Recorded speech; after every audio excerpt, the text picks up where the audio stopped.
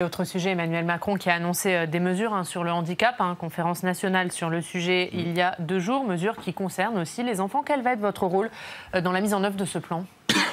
Il faut déjà saluer le travail de Sophie Cluzel à cet égard depuis plus de 2 ans. Moi, le handicap, je ne sais pas si vous le savez, mais c'est un sujet sur lequel j'étais très investi en tant que parlementaire. J'avais rédigé un rapport sur la simplification administrative du handicap avec Jean-François Serre, et dont une des mesures phares était l'attribution des droits à vie pour les handicaps non susceptibles d'être dévolués, et une mesure qui a été adoptée, qui est en œuvre depuis plus d'1 an. Et un certain nombre des mesures d'ailleurs qui ont été annoncées hier ou avant-hier recoupent ce qu'on avait pu constater dans ce rapport. Moi, si vous voulez, sur mon champ plus spécifique de la protection de l'enfance, il y a un sujet. Il y a même plusieurs sujets, mais il y a un sujet central qui est que 30% des gamins aujourd'hui qui sont à l'aide sociale à l'enfance sont porteurs d'une reconnaissance de handicap. 30%. Et ça soulève un certain nombre de défis pour nous. D'une part, tout ce qui est accompagnement à la parentalité.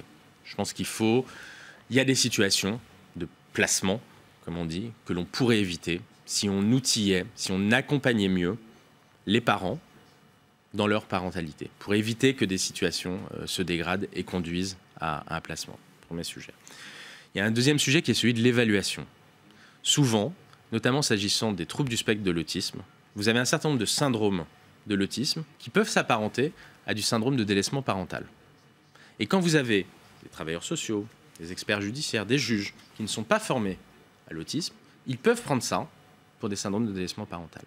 Et ça peut conduire à des placements qui ne sont pas justifiés.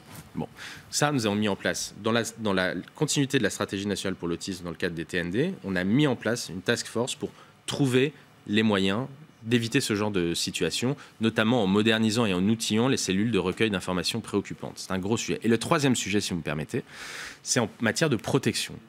Ces gamins de l'aide sociale à l'enfance qui sont en situation de handicap, ils sont au croisement de 2 politiques publiques. Ils sont au croisement du social et du médico-social, avec des décideurs différents, avec des financeurs différents. C'est des gens qui sont au croisement de 2 politiques publiques. Et dans un pays qui fonctionne en silo, quand vous êtes au croisement de 2 politiques publiques, en fait, vous tombez dans le trou qui est entre les deux. Et en fait, ces enfants-là, on ne sait pas les accompagner. On ne sait pas les accompagner. On les accompagne mal, soit socialement, soit du point de vue médico-social. Il faut que nous inventions une façon nouvelle, décloisonnée, qui combine un accompagnement social et médico-social, d'accompagner ces enfants. Et c'est un des points très forts de la stratégie pour la prévention et protection de l'enfance que j'ai présentée le 14 octobre dernier dans votre beau département. Tout à fait. Voilà. Où nous allons, via la CNSA, bon ça c'est les tuyaux de financement, peu importe, allouer 15 millions d'euros pour financer des projets qui émaneront des territoires, en fonction de leurs besoins, portés par les départements ou par les associations, pour inventer ces formes nouvelles d'accompagnement de ces enfants en situation de handicap. Voilà, moi, c'est une de mes grosses priorités parce que c'est un sujet majeur. Je me permets simplement de revenir sur les contrats avec les départements, mais vous avez engagé des actions, vous avez engagé un contrat pour permettre aux départements de développer des actions fortes vis-à-vis de la protection de l'enfance. Ouais.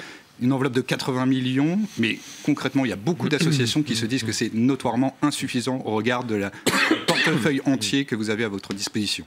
Alors 2 choses. Sur la stratégie de prévention et de protection de l'enfance, donc sur l'amélioration de notre système institutionnel qui est l'aide sociale à l'enfance, dont la compétence, vous l'avez rappelé, le département, mais qui pour moi est une compétence partagée entre l'État et le département. Il n'y a pas que la contractualisation, si je peux me permettre. Il y a un certain nombre de chantiers nationaux importants, pour répondre aux difficultés connues. Notamment, j'ai saisi le Conseil national de la protection de l'enfance pour qu'il puisse élaborer des normes sur les taux d'encadrement, sur la formation des professionnels qui sont dans les foyers. Aujourd'hui, vous avez ça pour l'accueil de la petite enfance, mais pas du tout pour les institutions de l'aide sociale à l'enfance. Il faut que l'on norme un peu plus, que l'on cadre un peu plus et que ça soit la même chose sur le territoire. De la même façon, les assistantes familiales, les fameuses familles d'accueil, tous les départements sont confrontés à des difficultés de pyramide des âges, de recrutement, d'attractivité. Bon. Et les assistantes familiales sont confrontés à des difficultés de formation, de valorisation symbolique et financière.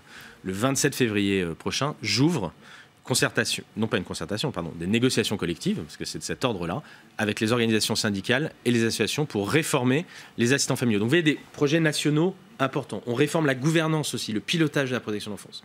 Et puis, il y a la contractualisation avec 30 départements cette année. Il y a eu 62 départements qui m'ont répondu favorablement pour aider, cofinancer des projets pour ici créer une solution pour accompagner les enfants. Là, créer une offre, par exemple un village d'enfants pour permettre que les fratries ne soient pas séparées, pour réinvestir dans la PMI, protection maternelle infantile, voilà, parce qu'on est sur de la prévention et moi je crois beaucoup à ça.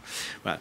80 millions d'euros pour cofinancer ces projets avec les départements, sur 30 départements cette année, et puis 30 supplémentaires l'année prochaine. On va d'ailleurs assez rapidement désigner les 30 prochains